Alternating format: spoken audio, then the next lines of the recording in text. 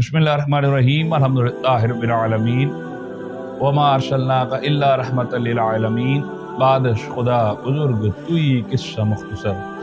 नाज़रीन, प्रोग्राम फ़िक्र सुकून के साथ आप सबके सुकून की फ़िक्र लिए मैं हूँ आपका मेज़बान अज़हर इकबाल शामी।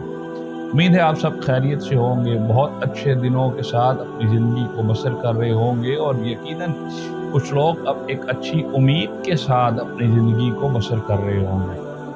नाज़रीन, आज हम अपनी ज़िंदगियों में एक खैर व बरकत और इजाफ़े के लिए किसी भी चीज़ का इजाफ़ा, ख्वाह वो दौलत के लिए हो, ख्वाह वो शोहरत के लिए हो, ख्वाह वो किसी भी चीज़ में इजाफ़े के लिए जो अल्लाह रब्बुल इज़्ज़त के हुज़ूर दुआ पेश की जाती है, वो उसमें खैर व बरकत की दुआ भी हो सकती है, अपने मालो ज़र में इजाफ़े की दुआ भी हो सकती है, इज़्ज़त और शोहरत में इजाफ़े की दुआ भी हो सकती है, बिलग़र्ज़ अपने इल्म में इजाफ़े के लिए भी इस दुआ को शामिल किया जा सकता है। एक तो हम इल्म में इजाफ़े की ये दुआ जो कि बहुत ज़्यादा मकबूल है, खुद नबी पाक सल्लल्लाहु अलैहि वसल्लम ने तमाम उम्मत को सिखाई।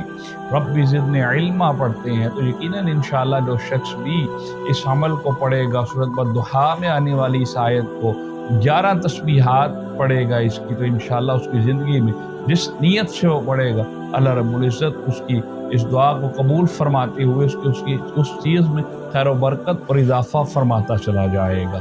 आम तौर पर ये जो आयत है आम तौर पर रिज़्क़ में वसअत के लिए, खैर व बरकत के लिए, मालो दौलत के लिए, ज़िंदगी में सुकून के लिए पढ़ी जाती है। जो शख्स भी सूरह वद्दुहा में आने वाली आयत वला सौफ़ा युअतीका रब्बुका फतरदा, वला सौफ़ा युअतीका रब्बुका फतरदा, अवल आखिर दुरूद इब्राहिमी पढ़ते हुए बड़े शिद्क़ दिल से लगातार एक ही बार 11 तस्बीहात पढ़ेगा तो इंशाअल्लाह अल्लाह रब्बुल इज़्ज़त उसके मालो ज़र में खैर व बरकत अता फरमा देगा।